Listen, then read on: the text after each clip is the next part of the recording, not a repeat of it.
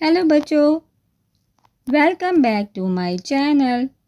सबसे पहले हम आज की वीडियो में कलर्स नेम सीखेंगे। Orange colour, green colour, purple colour, red colour, yellow colour, parrot colour, black colour,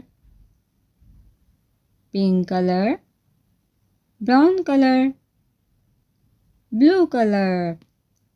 तो चलिए आज की वीडियो में हम सीखते हैं उर्दू हरूफे तहज्जी। अलिफ मद्दा, अलिफ, बे, पे, ते,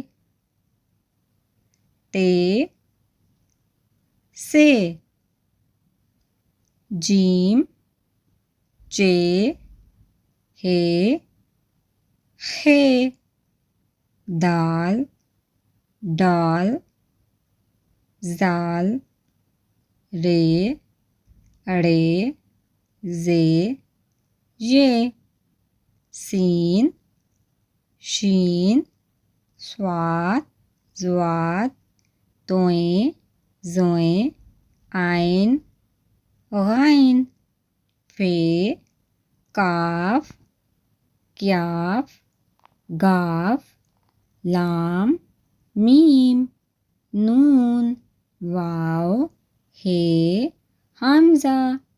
छोटिए बड़िए। वीडियो को लाइक करें, चैनल को सब्सक्राइब करें। नेक्स्ट वीडियो के लिए बाय बाय।